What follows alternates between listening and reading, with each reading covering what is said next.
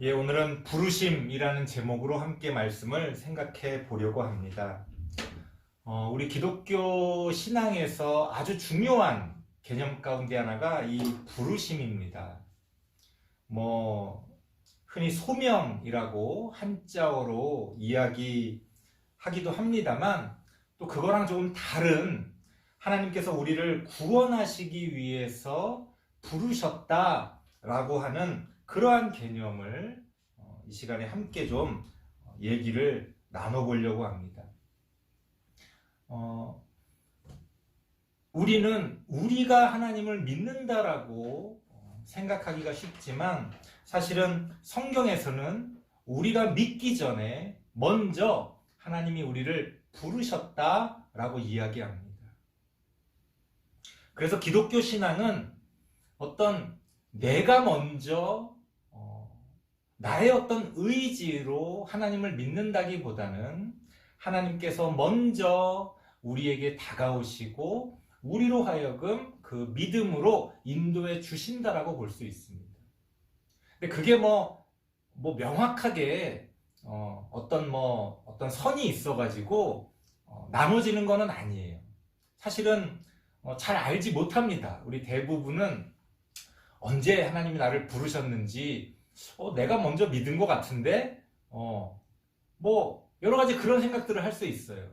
하지만 그럼에도 불구하고 왜 성경이 부르심이라는 그런 개념에 대해서 이야기하고 있느냐, 이런 겁니다. 마치 사랑에 빠지는 것처럼 내 의지가 아니라 어떤 계기를 통해 우리 가운데 그러한 마음들이 생겨난다는 거예요. 무슨 얘기냐? 항상 기독교 신앙에서는 어떠한 우리가 간증할 수 있는 계기들이 필요합니다. 언제라고 콕 집을 수는 없지만 어떤 계기들을 통해 우리가 믿음을 갖게 되고 하나님을 찾게 되고 하나님을 만나게 되는 경험을 하게 됩니다.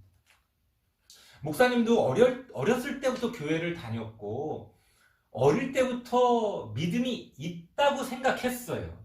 믿음이 있다고 생각했지만 나중에 어떤 계기를 통해서 하나님을 딱 이렇게 만나는 경험을 하게 됐을 때 지금 하나님이 나를 부르시고 계시는구나 라는 것들을 깨닫게 되었습니다. 여러분들도 마찬가지입니다. 여러분들도 대부분 어릴 때부터 교회를 다녔을 거예요. 여러분에게 어떤 형태의 어느 정도의 믿음이 있는지는 알 수 없습니다.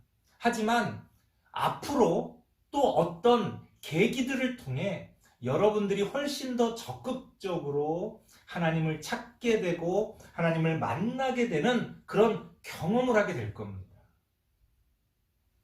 사실은 목사님이 설교를 잘해서 목사님이 굉장히 어떤 영적인 능력이 있어서 여러분들에게 믿음을 이렇게 심어주는 게 아니에요.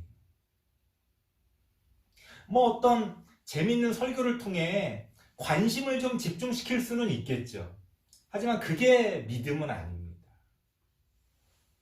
어떤 사람들은 그래요. 나는 교회 가는 게 재밌어. 재밌을 수 있죠.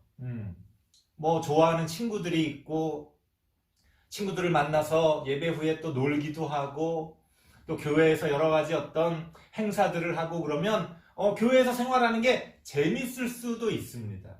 하지만 그것도 믿음은 아니에요. 우리가 그걸 착각을 합니다. 교회에 나가는 걸 좋아하고 교회에 열심히 나가고 교회에서 생활하는 게 재밌으면 그거를 믿음이라고 착각을 해요. 그거는 그냥 그 자체로 의미는 있지만 그것이 어떤 우리의 신앙이라고 말할 수는 없습니다. 신앙이라는 것은 하나님의 부르심을 느끼는 거예요. 하나님의 부르심을 여러분들이 대면하게 되는 겁니다.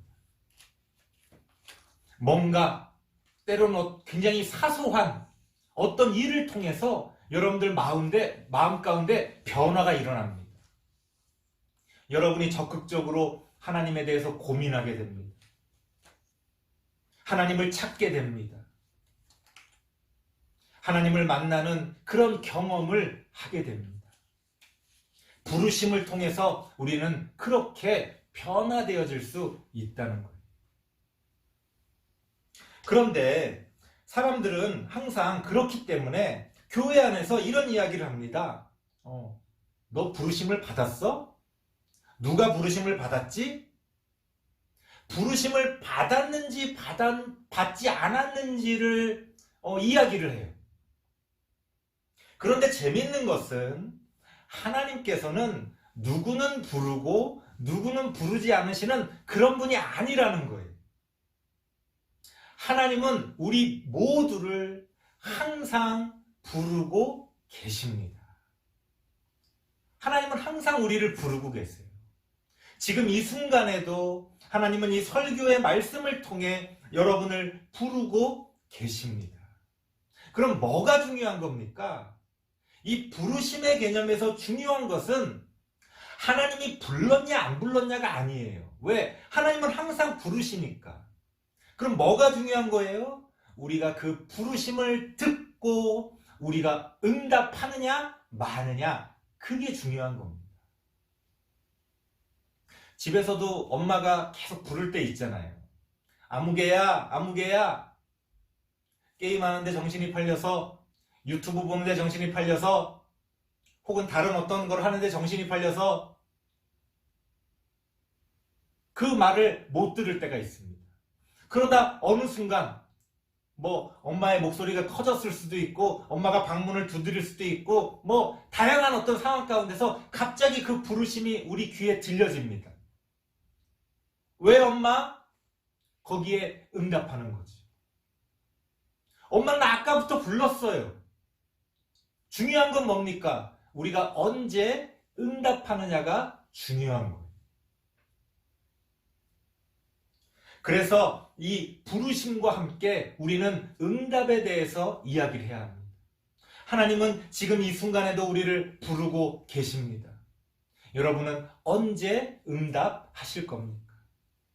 사실 이것도 내 맘대로 되는 건 아니에요. 엄마는 아까부터 불렀지만 내가 아까는 듣기 싫었고 지금 듣고 싶어서 그걸 듣는 게 아니잖아요. 내가 듣기 싫어서, 내가 응답하기 싫어서 응답하지 않는 건 아니에요. 하지만 그럼에도 불구하고 그 응답에 우리의 책임이 있습니다. 저는 여러분들이 조금이라도 먼저 그렇게 하나님의 부르심에 응답하기를 원합니다. 그런 계기가 여러분의 삶 가운데 있어지기를 원합니다. 그게 언제일지는 모르지요. 목사님은 조급한 마음은 없어요. 목사님이 어떻게 한다고 해서 그게 억지로 되는 게 아니기 때문에 조급한 마음은 없지만 저는 그것을 기다립니다. 여러분들이 그렇게 하나님을 찾게 되기를 기다립니다. 여러분이 하나님을 찾게 됐을 때 아마 지금보다 훨씬 더 목사님이 여러분들에게 도움이 될 겁니다. 지금은 여러분들이 그냥 좀 수동적으로 그냥 목사님의 이야기를 이렇게 듣고 있지만, 여러분이 정말 궁금한 것들이 생기고 여러분들 가운데 삶 가운데 어떤 고민들이 생기고 하나님의 존재에 대해서 여러분들이 생각하게 될 때에 아마도 목사님이 여러분들에게 지금보다 훨씬 더 많은 도움을 줄 수가 있을 겁니다. 저는 그 시간을 기다립니다. 우리 친구들이 아직은 어리지만 그렇게 하나님을 만나게 되었을 때 얼마나 그 시간들이 귀하고 좋을 건지, 목사님도 그런 경험이 있었기 때문에 여러분들에게도 그런 경험이, 그런 하나님을 만나는 경험이 있어지기를 원합니다. 그렇게 하나님의 부르심에 응답하는 우리 다음 세대 친구들이 되어지기를 원합니다. 우리 친구들이 바로 이러한 하나님의 말씀을 통해 하나님 안에서 그 신앙이 생겨나고 자라나고 열매를 맺어가는 우리 친구들이 되어지기를 원합니다. 우리 다음 세대 친구들, 그렇게 하나님의 부르심에 응답하시는 귀한 하나님의 자녀가 될 수 있도록 여러분들이 지금부터 그렇게 여러분들도 그런 시간들을 생각하고 사모할 수 있기를 바랍니다. 기도하겠습니다. 하나님 감사합니다. 우리 삶 가운데서 하나님을 만나는 경험을, 하나님의 부르심에 응답하는 그러한 경험을 할 수 있도록 하나님 함께하여 주시옵소서. 우리 친구들을 찾아가셔서 만나주시고 우리 친구들이 하나님을 만나는 경험을 통하여 신앙이 자라가며 열매 맺어갈 수 있도록 함께하여 주옵소서. 예수님의 이름으로 기도드리옵나이다. 아멘.